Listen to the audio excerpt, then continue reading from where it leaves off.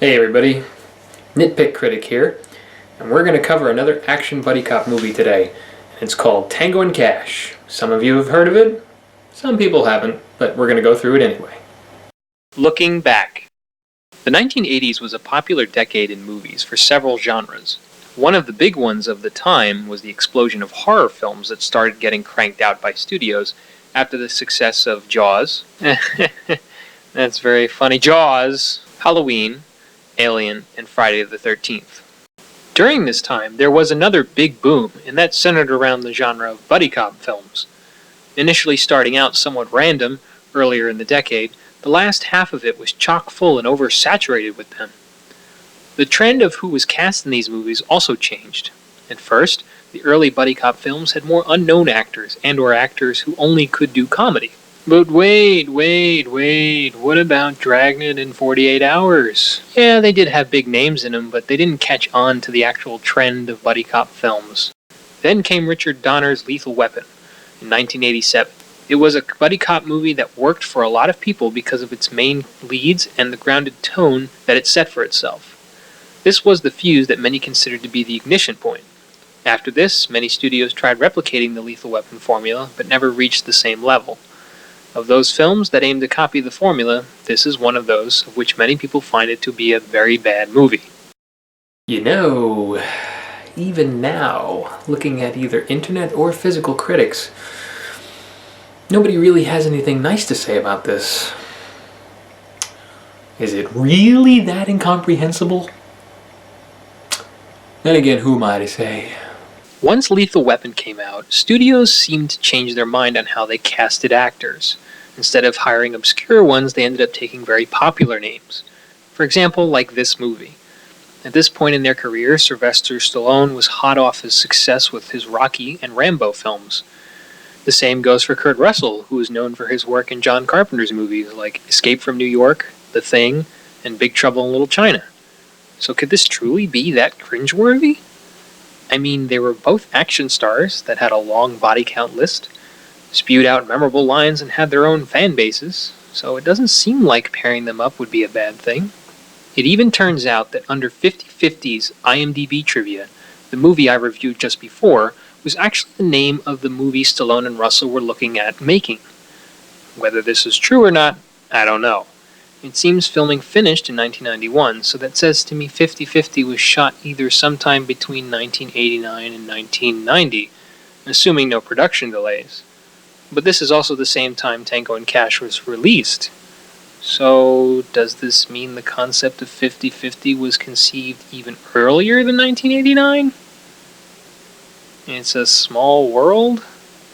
Well, in order to get a better understanding, let's cruise our way into this cheeseball movie that is Tango&Cash. Overall plot and writing. Here, audiences are introduced to Ray Tango, Sylvester Stallone, and Gabriel Cash, Kurt Russell, two top cops of their class that work on opposite ends of LA. After both make several busts on criminals working for the same antagonist, Mr. Perret, played by Jack Palance, decides that in order for him to succeed in his business, Tango and Cash need to be removed from the picture. How is that exactly? Like every other 1980s bad boss, he devises an elaborate plan to have them blackmailed for a crime and sent off to prison. However, Tango and Cash doesn't put up with this random BS and decides they need to clear their names the old 80s way. Oh yeah, I guess I need to explain.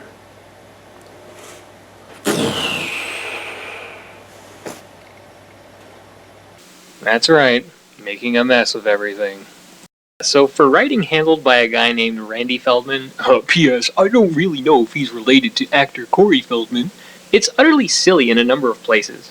One of the biggest questions is actually asked within the movie. You know, if this creep wants us dead so bad, why doesn't he just put a bullet in our head and call it a day? I mean, what the hell's he got to play this game for? Yeah, so the whole idea of setting them up is a bit elaborate, so why go through such a song and dance?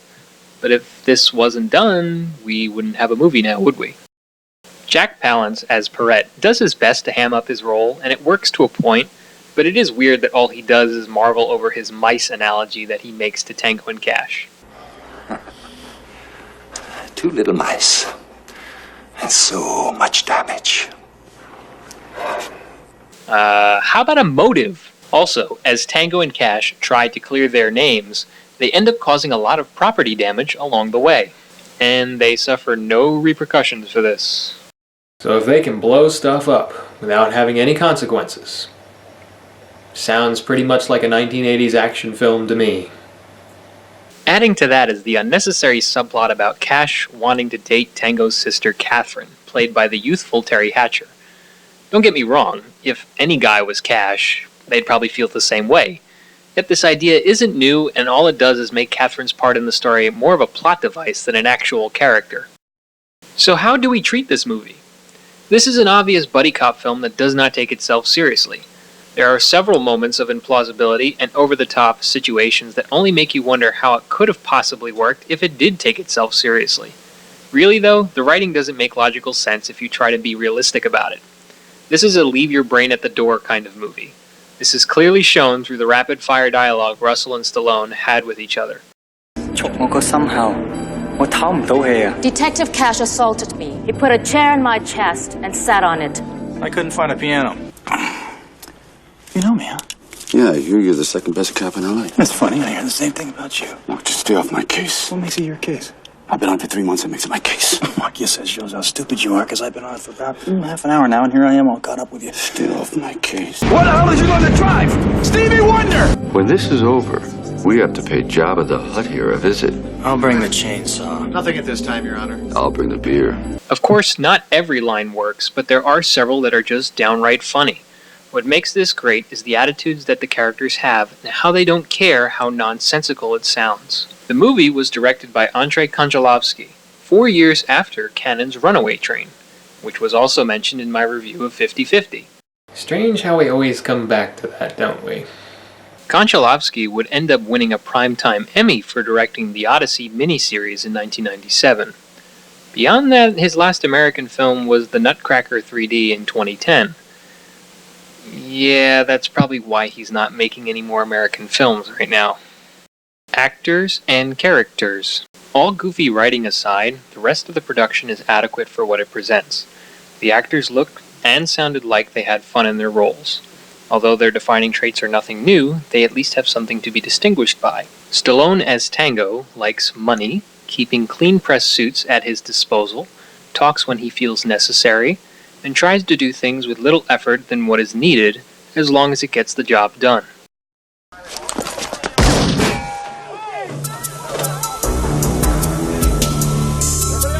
What do you know? It's snowing. Russell's role is the exact opposite. Cash could care less what the current stock price is, wears whatever clothes he finds in his room, talks all the time no matter who it is, and doesn't care what toes he has to step on to get the job done. What is this? English 101. No. Together, their exchanges hit almost every mark because of how quick and fluid it is. Terry Hatcher, as stated before, plays more of a role in plot than character, so naturally the only thing she really has to showcase is her beauty, which I doubt very few would disagree on. Hold it. Catherine. Look, Ray, I'm sorry. I have a plane to catch. Catherine, don't go. Think positive. Jack Palance, on the other hand, is almost all plot. He tries to be involved as much as possible, but most of the time he just ends up chewing up the scenery. Which isn't bad, but I don't know if this was because he was given the liberty to act any old way, the script didn't provide enough material so he just hammed it up, or he really didn't know how his character would be like as a real person. Either way, it's campy fun. Too much television can hurt your eyes. Under Paret's order is Kwan and Lopez, played by veteran actors James Hong and Mark Alamo, the two who deal with Tango and Cash's busts. Unfortunately, they don't do a whole lot throughout the movie except question Paret's methods, but at the same time, it's at least good to see them. No, Mr. Perret, I do not understand. It would be much quicker and easier. And under them is Rakeen, played by Brian James, an Englishman who's got some quirky lines every now and then. Not that anyone from England would truly sound that exaggerated, though. You're a pretty boy, aren't you? I'm panicking. How'd you like me to change it for you? I wouldn't. Even for the smaller roles, there are some recognizable faces. Michael J. Pollard plays the nasally sounding Owen, a friend of Cash whose expertise is in the tech innovation. It's more Mythbusters type tech, though. Perfect. See you, buddy.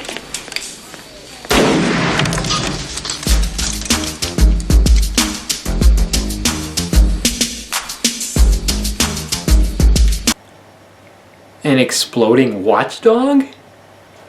Who's the brains behind that outfit? Even Ron Howard's brother, Clint Howard, has an appearance as Tango's inmate. His thing is slinkies. You see that? I killed him. Congratulations. I don't know. Also in the same prison facility is Robert Z'Dar, the star of the Maniac cop franchise, known as Conan in the film, but is listed as Face in the end credits. Okay.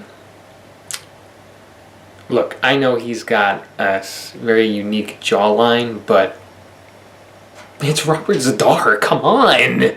We call him Jaw in the credits. Lastly, there's Geoffrey Lewis, who plays Tango's captain. He too may not have a lot to do other than to give exposition on certain subplots, but he does partake in some funny scenes as well. You guys got 24 hours to find the guy who set you up. When's the clock start? 5 minutes ago. Action and cinematography. Remember what we said before about how Tango and Cash go about solving their problems? The action is more or less how that is accomplished. The action sequences that are executed throughout this movie are excessively over the top and preposterous, but that's okay. It's brain-dead action, something the 1980s were quite well known for. Sometimes nothing's better than watching heroes mow down hundreds of henchmen. Also, because it's the 1980s, there's a good chance all of these sets were practical, as well as the explosions, as were the pyrotechnics, as were the blood squibs. The cinematography was handled by Donald E. Thorin, who also worked on Lock Up the same year and would later use his skills in Ace Ventura, When Nature Calls, and the remake of Shaft in 2000. What's shown on screen doesn't exactly have a signature look to it, but it is very much appreciated that the camera is steady majority of the time and has well-lit shots. Thorin also obtains various scoping shots to show the range at which certain events take place. Although the framework doesn't have a lot of green landscapes to look at, he does give the audience a good idea of the urban terrain that surrounds our protagonists. Soundtrack and film score. For music, although the 1980s was more known for its revolution in hard rock, it was still very much the last decade to hang on to the synthesizer in mainstream music. Okay, hold on. Before you all film score aficionados get on me, I mean the synthesizer is still being used and has enhanced a lot of the music, but I'm saying more of, for this particular era, the sound that comes out of this particular film score is almost like what you wouldn't hear anymore at all from any other 1980s score. And after the 1980s, you didn't hear anything like that. Composer Harold Faltermeyer used this extensively in his work. Faltermeyer also composed music to Beverly Hills Cop, Top Gun, The Running Man, and most recently in Kevin Smith's Cop Out. Even there, in today's work, he uses synths like he was still in the 1980s. For the score to Tango and Cash, Faltermeyer creates quite a number of recognizable tracks. The motifs for both protagonists are in 4/4 time and are quite easy to remember. Tango's tune has a catchy beat with synthetic keyboard and trumpets powering through, while Cash has more of an offbeat count that's still catchy but only uses an electric-sounding flute of some sort. I'm not quite sure. There's also themes for Perrette and company that sounds more brooding than energetic, and rightfully so, they're the evil villains. And there's also a cue for the romance between Cash and Catherine. Heck, even the final battle has a bopping theme. Listen to this.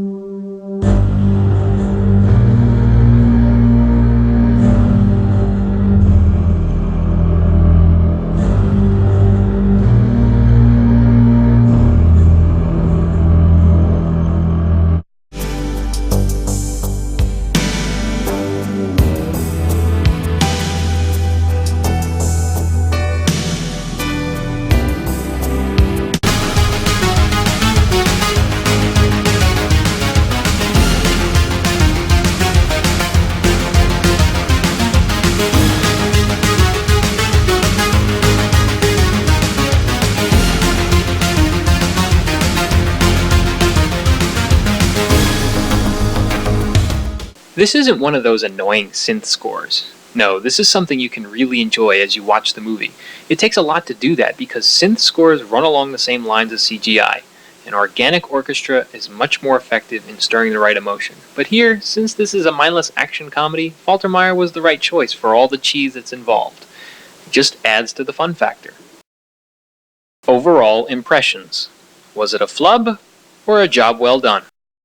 For sure, this is by no means an intelligent action comedy. Not all of its jokes make sense, and the writing is apparently lazy in giving very few characters any kind of development, but it still has its charm. The camera work is appropriate, the actors look like they're having fun in their roles, the dialogue Stallone and Russell exchange is quick and to the point, the action is abundant with plenty of practical effects, and the music is impressively catchy and memorable for almost an entirely synth-produced score. I'd recommend that you pay cash to see this tango.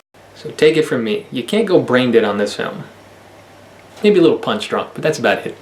I got seniority.